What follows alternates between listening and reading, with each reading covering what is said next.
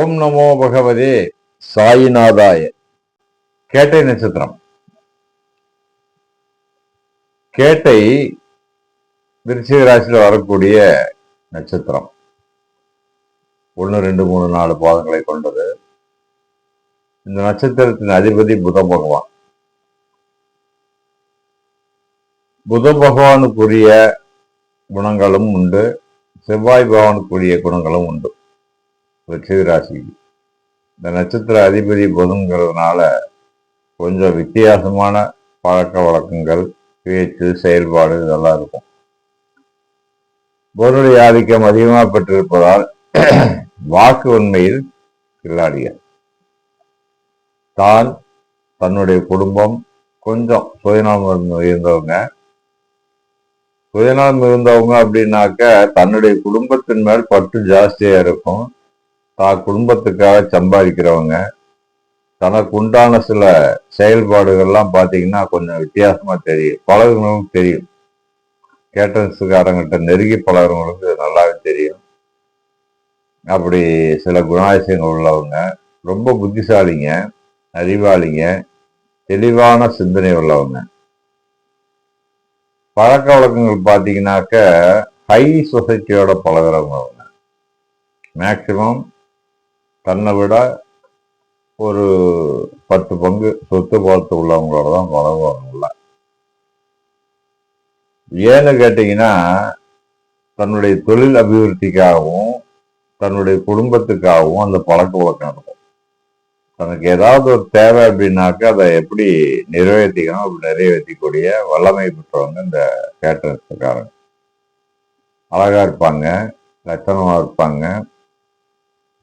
சிரிக்கும் போது பார்த்தீங்கன்னா மொத்து போல் பல்வரிச அழகாவே இருக்கும். ஞானம் மிகுந்தவங்க, தன்னுடைய தொழில் ஞானம் அதிகமா இருக்கும். பொது வாழ்க்கையில பார்த்தீங்கன்னாக்க நிறைய பேரை பார்க்கலாம் கேட்டரிங்காரங்க. பொது வாழ்க்கை எப்படின்னா ஒரு கோவில், ஒரு பொது நிர்வாகம், ஒரு அரசியல், சினிமா, இந்த விஷயங்கள்ல இவங்களை அதிகமா பார்க்கலாம், அதிகமா இருப்பாங்க. அந்த ஞானம் அவங்கள்ட்ட ஜாஸ்தியா இருக்கும். ஒண்ணுமே தெரிய வேண்டியதில்லை, எதையும் கத்துக்க வேண்டியதில்லை. அப்படி பார்த்தாங்கன்னா போதும், ஒரு பார்வை அப்படியே பார்த்துட்டு மேம்போக்கா ஒரு பார்வை பார்த்துட்டு அப்படியே உள்ள நுழைஞ்சிருவாங்க. இயல்பாவே எல்லா விதமான திறமையும் கொண்டவங்க. இவங்களுக்கு பார்த்தீங்கன்னாக்க கண்கள் அழகா இருக்கும். காது மடல்கள் கொஞ்சம் விசாலமா இருக்கும். நான் சொல்றது பொது பலன் தான். காது மடல்கள் கொஞ்சம் விசாலமா இருக்கும். நல்ல குரல் ஒருத்தி பேசுறவங்க, குரல் உசத்தி பேசுவாங்க. ஏன் அப்படின்னு கேட்டீங்கன்னா தான் சொல்றது எல்லாத்துக்கும் பதியணும்னு நினைக்கிறவங்க. தான் சொல்றது எல்லாருக்கும் போய் சேரணும், பதியணும்னு நினைக்கிறவங்க. இவங்களுக்கு இயல்பாவே நான் சொன்ன மாதிரி ஞானம் அதிகமா இருக்கும். ஆனா ஞானமா இருக்கிறதுக்கு போயிட்டாங்கன்னா இவங்கள மாதிரி ஒரு ஞானியை பார்க்க முடியாது. ஞானமா இருக்கிறதுக்கு போயிட்டா இவங்கள மாதிரி ஒரு ஞானிய பார்க்க முடியாது. அந்த மாதிரி ஞான மார்க்கத்தில் இருப்பாங்க. தெய்வ வழிபாடு, ரகசிய வழிபாடுலாம் நல்லாவே செய்வாங்க. ஒரு உபதேசம் வாங்கி ரகசியமா யாருக்கும் தெரியாம அந்த விஷயத்த முடிக்கிறவங்க. ஒரு கோடி ஜபம் அப்படின்னா கூட யோசனை பண்ணாம சிந்தாம வராம அந்த வேலையை செஞ்சு முடிப்பாங்க. இந்த மாதிரி ஆற்றல் கொண்டவங்க. சிவபக்தர்கள், சிவபெருமாவுடைய பக்தர்கள். புதன் அப்படின்னாக்க விஷ்ணுவுக்கு சொல்லுவாங்க. ஆனா இவங்க சிவபக்தர்களா இருப்பாங்க. காரணம் செவ்வாய் வீட்டுல வரக்கூடிய புதன், அதிபதி புதன். அதனால சிவபக்தர்களா இருப்பாங்க.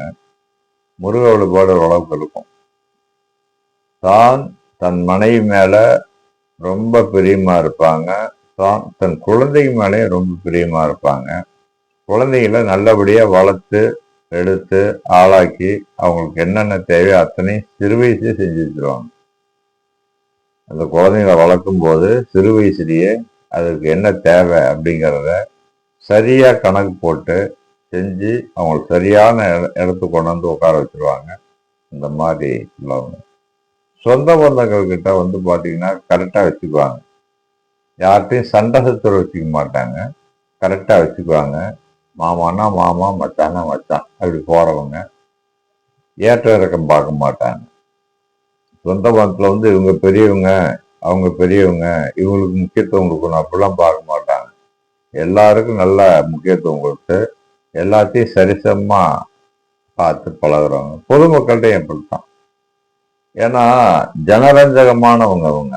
பொதுமக்கள் வசீகரம் ஜாஸ்தியா இருக்கவங்க கிட்ட சீக்கிரம் வந்து ஒட்டிக்கும். அந்த மாதிரி குணப்படுத்துவாங்க. அதே சம்பாத்தியம் பார்த்தீங்கன்னாக்க ஒரு 25 வயசு 26 வயசுல இருந்தே சம்பாதிக்க ஆரம்பிச்சிருவாங்க. நல்ல சம்பாத்தியம் இருக்கும். மேக்சிமம் 40-45க்குள்ள செட்டில் ஆயிடுவாங்க.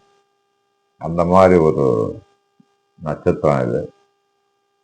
ஏன்னா புதனுடைய நட்சத்திரங்கிறதுனாலேயே புதனுடைய அத்தனை தன்மையில இருக்கும். பார்த்தீங்கன்னா ஆயில்யம் புதனுடைய நட்சத்திரம் தான், கேட்டை புதனுடைய நட்சத்திரம் தான், ரேவதி புதனுடைய நட்சத்திரம் தான். மூணு கொஞ்சம் வித்தியாசம் இருக்கும். ஆயில்யம் வந்து கொஞ்சம் இறக்க சுபாவம் உள்ளது. ரேவதி வந்து ஏமாறக்கூடியது.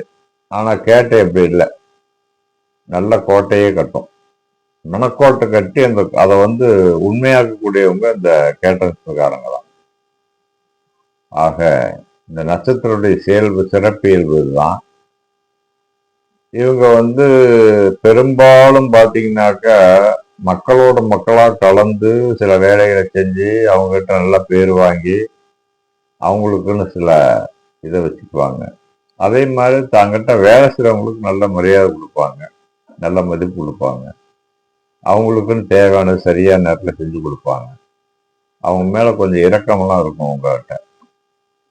சரியான நிர்வாகிகள், தொழிலதிபர்கள் இவங்கெல்லாம் கேட்டையில ஜாஸ்தி, ஞானிகள் கேட்டையில ஜாஸ்தி. ஆக சிறப்பான நட்சத்திரம். வழிபாடு வந்து பார்த்தீங்கன்னா சிவனுடைய வழிபாடு, முருகப்பெருமானுடைய வழிபாடு ரொம்ப நல்லா இருக்கும். அனுமன் வழிபாடு ரொம்ப சிறப்பு தரும்.